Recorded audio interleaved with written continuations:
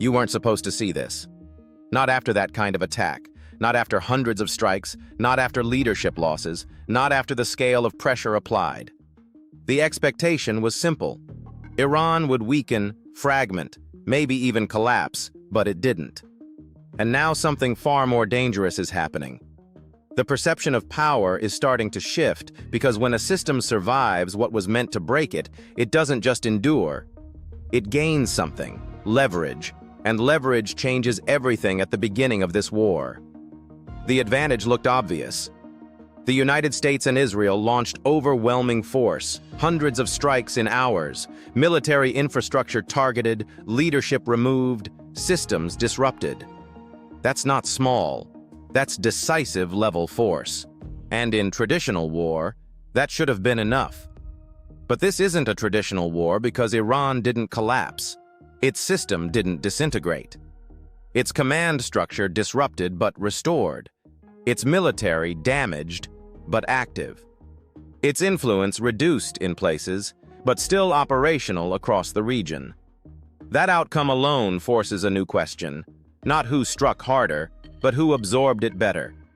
Because absorption is power, and right now, Iran is proving it has more of it than expected.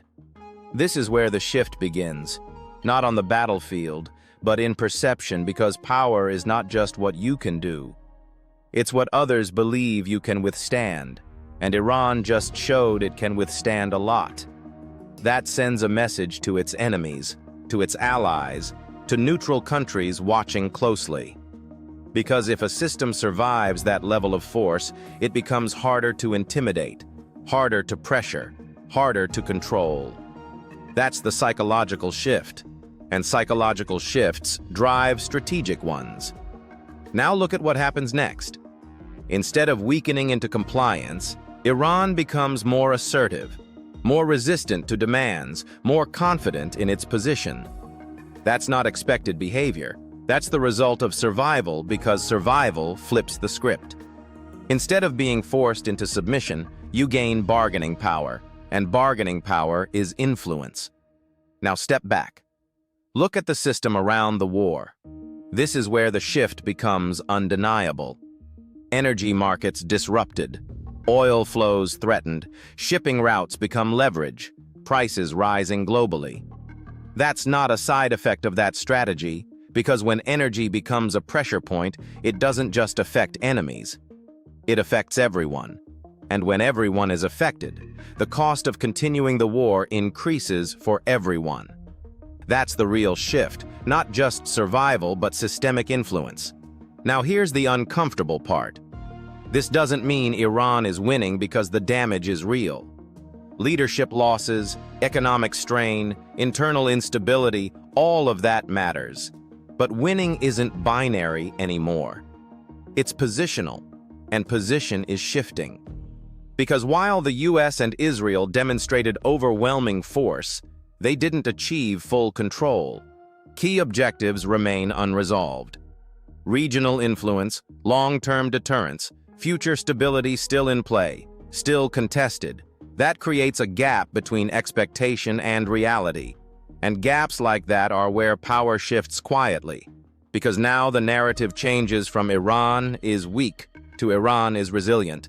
And resilience is dangerous because resilient systems are harder to predict, harder to break, harder to contain.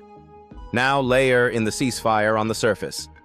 It looks like de-escalation, relief, stability returning. But underneath, it tells a different story. Because the ceasefire is fragile, uncertain, unresolved, that's not a clean outcome. That's tension held in place, waiting, and uncertainty benefits the side that thrives in it. Iran's strategy isn't built on clarity.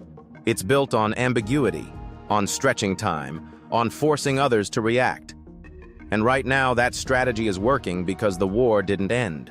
It paused, and pauses favor endurance players. Now zoom out completely. What do you actually see? Not a clear winner, not a decisive outcome, but a shift from dominance to balance, from control to contest, from quick victory to long-term pressure.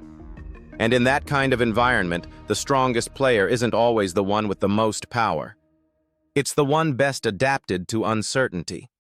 That's where Iran is gaining ground, not through domination, but through disruption, through survival, through forcing the system to adjust around it.